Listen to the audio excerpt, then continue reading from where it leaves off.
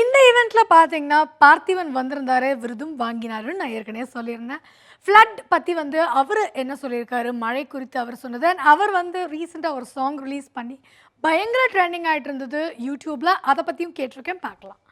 சென்னை ஃபுல்லா ரொம்ப பாதிக்கப்பட்டது நம்ம எல்லாருக்குமே தெரியும். நீங்க எந்த விதத்துல எஃபெக்ட் ஆனீங்க மழையினால?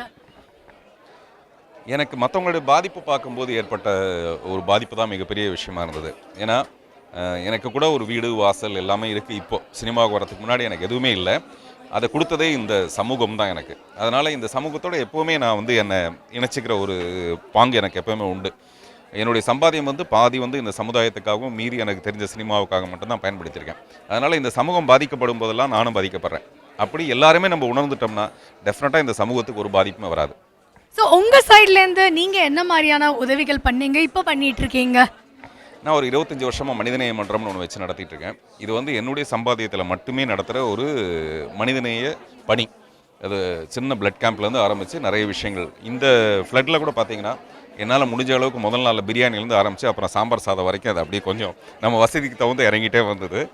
அதை மீறி மழை நின்று போனதுக்கப்புறம் அடுத்து சுகாதாரம் ரொம்ப முக்கியம்னு சொல்லிட்டு ப்ளீச்சிங் பவுடர் எடுத்து போட்டேன். அது ஒரு ரீச்சிங் பவுடராக மாச்சு மக்களுக்கு. ஒரு 2 நாள் கழித்து நம்ம சிஎம் அனௌன்ஸ் பண்ணாங்க, எல்லாருக்கும் ஒரு 1/2 கிலோ ப்ளீச்சிங் பவுடர் கொடுக்கப்படும்னு சொல்லிட்டு. ஸோ அந்த அளவுக்கு நம்ம ஒரு விழிப்புணர்ச்சி ஏற்படுத்துறதுல நமக்கு எல்லாருக்கும் எனக்கு ஒரு ஃபேஸ் இருக்குது இந்த சமுதாயத்தில். அந்த ஃபேஸை முறையாக பயன்படுத்திக்கணும்னு நினைக்கிறேன், வெறும் சினிமாவில் நடிக்கிறது மட்டும் இல்லாமல். One last question. இப்போ ரீசெண்டாக நீங்கள் ஒரு பாடல் வெளியிட்டிருக்கீங்க, பயங்கர ட்ரெண்டிங் ஆகிட்டு இருக்கு. அந்த சாங் பற்றி சொல்லுங்கள். நீங்கள் எப்படி திடீர்னு ரிலீஸ் பண்ணீங்க அந்த பாட்டு? அண்ட் அந்த சாங் எப்படி உங்களுக்கு மைண்டில் ஸ்ட்ரைக் ஆச்சு இப்போ ரிலீஸ் பண்ணணும்னு? இல்லை, நான் எப்போவுமே என்ன சொல்கிறது, லிவ் த மூமெண்ட் மாதிரி.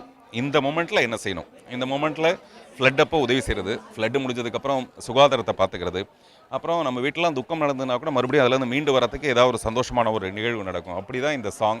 பட் இந்த நேரத்தில் அந்த ஒரு பீப்புன்ற ஒரு சவுண்டு பயங்கர பரபரப்பாக இருந்ததுனால அதை வச்சுட்டு முதல் வரி ஆரம்பித்தோம்னா கொஞ்சம் போய் சீக்கிரமாக ரீச் ஆகணும்னு சொல்லிட்டு பி பி பி பி பி ஊதுடா ஹாப்பி ஹாப்பி ஹாப்பி டியூன் இல்லைன்னு சொல்லிட்டு முதல் வார்த்தையை மட்டுமே அதை எடுத்துக்கிட்டு ஒரு பியூட்டிஃபுல் சாங் ஒன்று மியூசிக் டைரக்டர் சத்யா இசையமைக்க நான் எழுதி நான் ஒரு சேனல் ஒன்று ஆரம்பிச்சிருக்கேன், மீ அண்ட் யூடியூப் சேனல். அந்த சேனல் மூலமாக அதை வெளியிட்டேன். மகிழ்ச்சியான விஷயம். Thank